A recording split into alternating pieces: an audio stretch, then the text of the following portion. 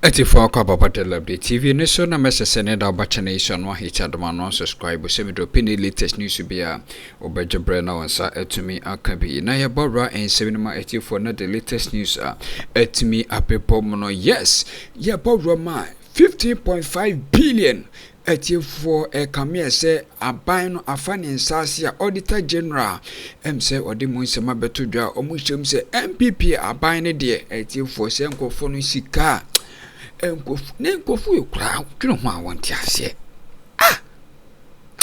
MPP for gu asante for any mass pa seriously, because some of scandals ebobo banano is too much. I mean, it's too much. Mo akromfo dodo ya munya mo akromfo papa mo bet efie so de mo bet na che papa cause scandals I see no o ma sha see puli banano odin is too much. Ye mumlom ni entie nsam ni bia ba de ka ho bia no ye de mu nsam bebrem so mahini more vim. We remember the tribulations, the trials you went through for giving Oliver Bakavomawo bail. God continue to bless and keep you. And Mr. Kesi, of course, our 52.5 billion, Auditor General Johnson, we need to get into the bottom of that matter. You promised a report on the missing 52.5 billion from December 2020 till now.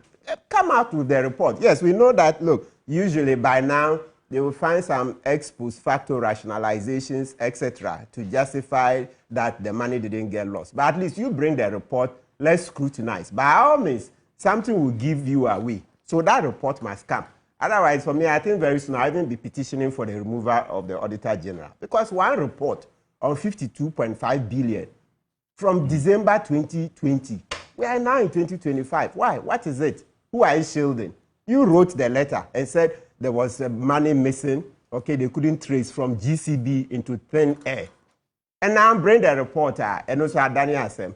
Come on, let's get into it. Mr. Kansi, finally, our Greek matter that, yes, I've seen that we'll be coming to it, the president's speech, yes. But we want to remind our young people that, look, we all have to get into agriculture. We have to Operation Feed Yourself. I think the president gave it a new name. I'll look at the speech again and then come. But it's essentially Operation Feed Yourself. It's embarrassing. I mean, coming to sit here, we talk year in, year out, and yet we can't feed ourselves. We import about 100 million of million cities worth of mango from Burkina Faso. It's insanity. Burkina Faso, desert land. Then the tomatoes, over 300 million, etc. Yes. Anyway, and finally, I hear Gift Owari has been arrested. We want to remind the NIB that 48 hours is 48 hours. Because, you know, today is Saturday, tomorrow Sunday. The Supreme Court has been very clear. If you want to detain her beyond 48 hours, please go to the court. There is a way. The Chief Justice, Eni Yeboah, gave the circular in 2020, sometime in 2020, on how to do it. You go and see the registrar. Tomorrow, there will be a judge for you. You don't even need to get to the 48 hours. That's very clear. Even on Sunday, the court will sit. Yes. If so demanded. Absolutely. You remember even recently the NDC cases, some of them on public holidays. And when the decision came out in 2019, me sitting here, I've been to court Saturdays on a number of occasions, and then the public holidays. And you see as I said a few weeks ago, the NDC petitions, some of them were held on a public holiday, right? Yeah, so please, NIB, let's do the needful. If you intend to keep Gift Owari beyond 48 hours, then today, I even prefer that go today, because the Supreme Court said, don't wait till you are getting to the 48 hours, because sometimes when you're planning that, okay, I have 2 hours more to go, so that's the time you start preparing, something may happen and you'll be late. The moment it goes beyond the 48 hours, you are in breach of the law. Very, very clear. They say 48 hours is 48 hours. That was Sophia Kufu's valedictory judgment. That's the last judgment before she left, she retired as the Chief Justice and Supreme Court judge. So please, let's try and work within the timelines. 48 hours doesn't mean that wait after 48 hours, then now you're prepared to go to court. No, it says within. If you arrest somebody, that's Article 14, Clause 3. If you arrest somebody, then or a suspect, whether suspect or the person is accused at that time, and there are differences, and you want to detain the person beyond 48 hours, then make sure that you go to court within, please, with all the energy I can master, go to court within the 48 hours, please. Not after the 48 hours. And the more you wait and think that, oh, I'll get him before the 48 hour, if something happens and then you don't find the court early enough and it goes beyond, it's a breach of the law. Giftowari can sue you, and I'll be happy to represent her. Once it's 48 hours, that one, as citizens, we all must jump in, right? Because we don't know tomorrow. So you'll be happy to represent Giftowari? Oh, yes, if once it's 48 hours. 48 hours. Yeah. If NIB breaches it, that one, let's not play. Yes, the fact that I want her to face justice doesn't mean that we should keep her beyond 48 hours. No, that one, let's not do that. It's not worth it. I mean, she has come into the country. If she intended to abscond, I'm sure she wouldn't have come back. So once she has come in, let 48 hours be 48 hours. And it applies to all of them. I mean, this is what there was a lot of abuse. That's why I went to court. So for those who don't know that case, 48 hours is 48 hours. That's the case of Martin Pebu number 4 versus Attorney General number 4. Please, Saturday, Sunday is no longer an excuse. The courts will open. So that previously they used to say because it's a weekend, when they arrest you on Friday, they keep you till Monday. Yeah, it's long gone. That big man. You challenge the law. Absolutely. And you got judgment in your favor. Well, it's for the people of Ghana. I always say the Supreme Court is a policy court.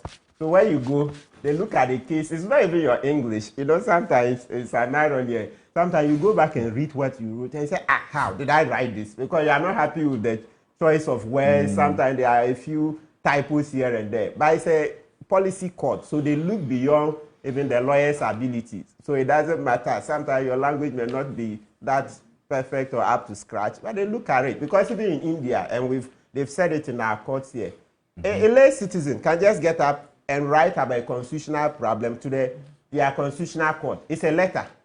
Yes, that's the form they do. You write, dear Chief Justice, there is this and this and this problem. Express yourself. When they read it and they see the problem, then they put together the brief.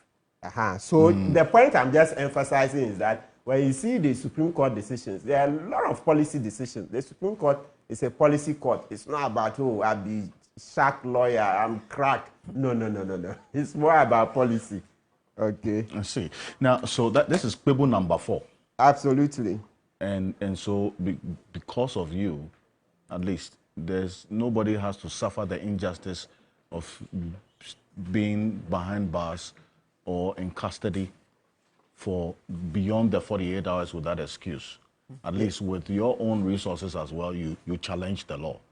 Yes, you for God and country. Law, and now all offenses are expected to be bailable, even though it's at the discretion of the judge. Yes. So you have Pebu number 1, number 2, Pebu number 3, Pebu number 4. Yeah. All this delivering or improving on the justice delivery system. Absolutely. In this country. So congratulations to you once again. You have done your bit. To the Supreme Court. Anyway, so this is another matter we'll get into, this Giftowari matter as well. But I also want to now welcome, for the first time on the show, Professor Stephen Adeh. He is a renowned economist, former chairman of the National Development Planning Commission. Professor Stephen Adeh, good morning. Welcome, sir. Good morning. It's good to have you this morning. Join us. Welcome. Thank you. I would also be joined by Dr. Boama Otokono, who is the Director of Presidential Initiatives in Agriculture and Agribusiness. Because, Council, you mentioned agriculture and agribusiness as well. He will be speaking essentially about some of the issues that came up at the National Economic Dialogue and what the way forward should be. But I'll start with you, Professor Adeh. So this is not the first time we've had a dialogue like this, and engagements and proposals on how to address the economic situation that we're faced with. You observed what went on and some of the discussions that took place. the proposals that were made, did you get that sense of conviction that the commitment to implement them is there, based on the comments that government has made, or government officials have made during and after this dialogue? Prof. First of all, so long as the country exists, there must be a continuous dialogue. And I think that, especially at the beginning of a new government with inheriting the crisis we went through, the debt restructuring, I think it was quite ingenious for them to have very early to have this dialogue. I see the dialogue to have two elements. One is social mobilization, trying to carry the people along. So irrespective of the outcome of it, it was a good move. Yes. And it took too long. I think that the previous government missed it because everybody was saying that, let us talk together, no matter how difficult the situation is. Once you bring minds together, there will be a way out. Yes. I must say that on this occasion, the president, on the two occasions, about what, 8 years ago, 2014, he called the Senche one, which, because I was maybe younger, I was invited. I chaired one of the CIS. Yeah, you were there. I was there with you. Not just with you, we were not at the same level. I was sharing you well. That's for the joke of it. So I think that for that purpose, it was good. Secondly, I think that the issues which were touched were quite. But unlike the Senche, this one is much more broad areas. I think that it has to be translated into specific policy actions, and that you don't do it at this jamboree.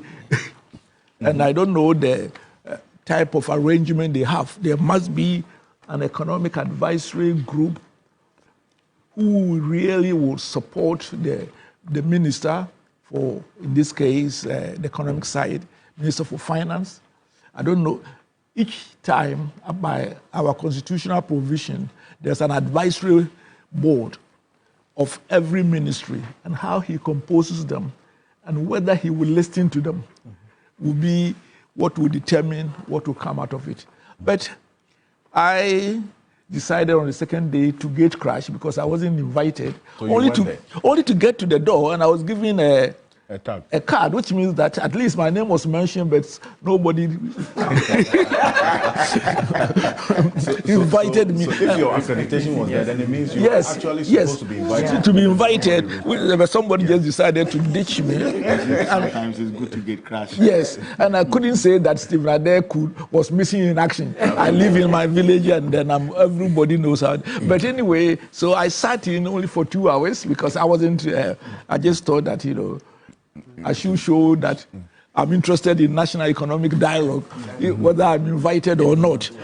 And but when I sat on the economic subgroup, I was quite impressed by the type of people who were there, both the current governor and his deputy. There were, you could see from there, Mr. Mpianim, Kwame Mpianim. There was the 3 ex-governors, apart from the immediate one, which I think that I hope they invited him and maybe he turned it down. If they didn't, I think that it is quite good because. But Dr. Addison was there actually. He was there. Yes, Dr. Addison was there for the first day. The first day, okay. I went to the second day against Christ. So, and I think that that type of symbolism is very good for Ghana. Listen, at the end of the day, Ghana does not belong to NDC or NPP. I always say that. I don't know you, the politicians, how many people are registered MPP members and NDC members. They will be less than 250,000. And that is why sometimes, let me be honestly, I get angry when some party members say that, oh, he's not with us. No.